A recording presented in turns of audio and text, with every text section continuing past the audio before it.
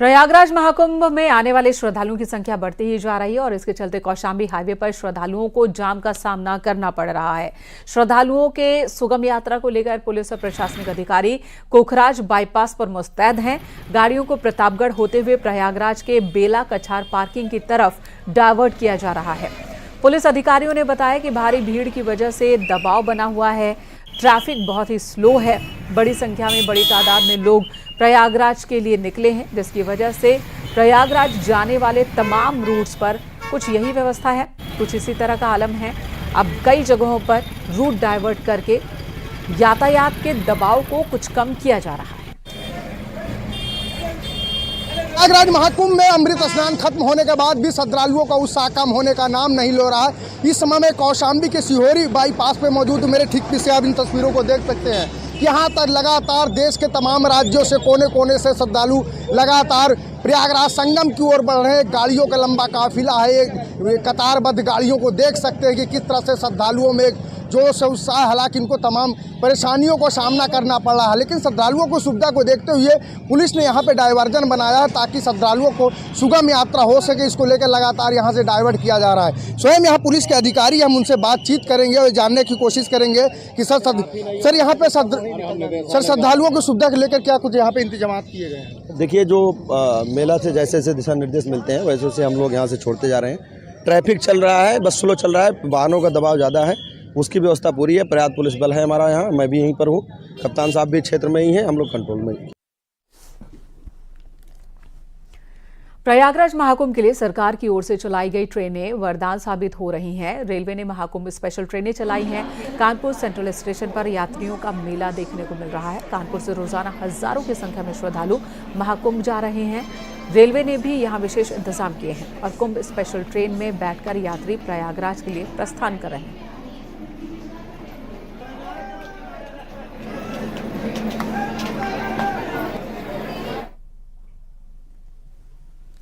इधर Valentine week में नोएडा के सेक्टर 16 में कई जगहों पर एक डायमंड रिंग गायब होने का पोस्टर लगा है। इसमें इमोशनल अपील करते हुए रिंग की तलाश पर उचित इनाम देने की बात भी कही गई है। सेक्टर 16 फिल्म सिटी में कई जगहों पर ये पोस्टर लगे हैं। पुलिस फिलहाल पोस्टर का संज्ञान लेते हुए जांच में जुटी है। देश ही नहीं बल्कि दुनिया भर में वैलेंटाइन वीक जोरों शोरों से मना रहे हैं कपल्स, लेकिन इस दौरान एक पोस्टर वायरल हो रहा है जो नोएडा के सेक्टर 16 फिल्म सिटी में चस्पा किया गया अलग अलग जगहों पर। और ऐसे ही एक पोस्टर को दिखाते हैं। यहाँ पर लिखा हुआ है कि गुम हुई अंगूठी, और लिहाजा इसके लिए भावनात्मक रूप से अपील भी की गई है कि एक अंगूठी खोई हुई है, जिसको वापस जो भी देगा उसको इनाम दिया जाएगा। इस तरीके की अंगूठी है। मिसिंग पोस्टर्स लगाए गए हैं और ख़ास तौर पे ये पोस्टर्स नोएडा के सेक्टर 16 फिल्म सिटी में लगाए गए हैं। फिलहाल कई जगहों से ये पोस्टर हटा दिए गए हैं और आपको बता दें इसमें साफ तौर पे लिखा हुआ है कि यदि अंगूठी किसी को मिलती है तो इससे जुड़ी जानकारी जो है वो FC24 यहाँ पर एक प्लॉट नंबर है नोएडा के सेक्टर 16 फिल्म सिटी में, वहाँ पर दें और अंगूठी लौटाने वाले को उचित इनाम दिया जाएगा। इस तरीके का पोस्टर वायरल हो रहा है और इस वायरल पोस्टर का संज्ञान पुलिस ने भी लिया और पुलिस का कहना है कि आसपास में जो CCTV लगे हुए हैं उन्हें भी चेक किए जा रहे हैं और खंगाले जा रहे हैं, लेकिन कई जगह से अब इस पोस्टर्स को हटा दिया गया है। नोएडा के सेक्टर 16 फिल्म सिटी में जहां पर तमाम मीडिया हाउसेस हैं वहां पर ये पोस्टर्स चस्पा किए गया था। बताया जा रहा है कि करीब एक हफ्ते से ज़्यादा का वक्त हो गया है और इस तरीके के पोस्टर जो है वो फिल्म सिटी में चस्पा हैं। और अंगूठी भावनात्मक रूप से एक अपील की, इमोशनल अपील की गई है ताकि अंगूठी अगर किसी को मिलती है तो वो वापस लौटा दे। कैमरामैन विपिन के साथ हिमांशु शुक्ला, न्यूज़ 18 नोएडा। यूट्यूबर रणवीर इलाहाबादिया उर्फ बियर बाइसेप्स और इंडियाज गॉट टैलेंट के होस्ट समय रैना के खिलाफ सरकारी कार्रवाई की संभावना बढ़ गई है। दोनों पर शो के दौरान अश्लीलता फैलाने के आरोप में शिकायत दर्ज की गई है।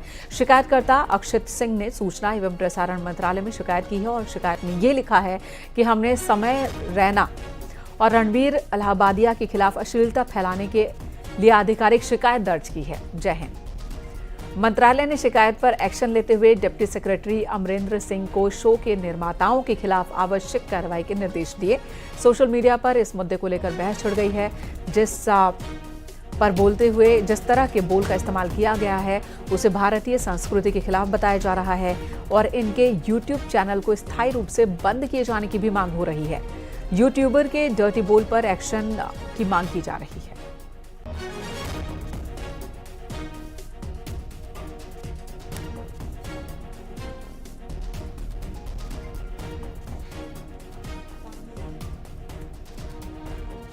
ये जो शिकायत दर्ज की गई है मुंबई पुलिस कमिश्नर के सामने, जिसमें कि ऑनलाइन पोर्टल्स पर कुछ लोगों के द्वारा महिलाओं के खिलाफ काफ़ी अभद्र टिप्पणी की गई है, जिसके पीछे उनका साफ मोटिव है महिलाओं के बारे में ऑनलाइन पोर्टल्स पर गलत और अश्लील टिप्पणियां करके गलत तरीके से उसे रिप्रेजेंट करके पॉपुलैरिटी कमाई जाए और उस पॉपुलैरिटी के थ्रू उन्हें पैसे अर्निंग हो ऑनलाइन पोर्टल के माध्यम से, जो कि एक ऑफेंसिव पार्ट है। इसको ध्यान में रखते हुए एक शिकायत दर्ज की गई है और ऐसे जितने भी पोर्टल्स हैं इनके ऊपर कड़ी कार्रवाई करते हुए इसे प्रतिबंधित की जाए, ऐसी मांग की गई है। ये शिकायत जो है मुंबई पुलिस कमिश्नर के सामने और इसके साथ ही साथ नई दिल्ली की जो राष्ट्रीय महिला आयोग की अध्यक्षा है, महाराष्ट्र राज्य की जो महिला आयोग की अध्यक्षा है, उनके सामने बात रखी गई है। और अगली खबर का रुख कर लेते हैं। महाराष्ट्र के मुख्यमंत्री देवेंद्र फडणवीस ने इस मामले पर एक्शन लेने की बात कही है। बहुत भद्दे तरीके से कुछ चीजों को कहा गया है, प्रेजेंट किया गया है, ऐसा मुझे भी पता चला है, जो बिल्कुल गलत है। फ्रीडम ऑफ स्पीच सभी को है, लेकिन हमारी फ्रीडम वहाँ समाप्त हो जाती है जब हम किसी और के फ्रीडम पर इंक्रोच करते हैं, और इस प्रकार का इंक्रोचमेंट ठीक नहीं है। मुझे ऐसा लगता है कि अभिव्यक्ति इसकी भी कोई मर्यादाएं है।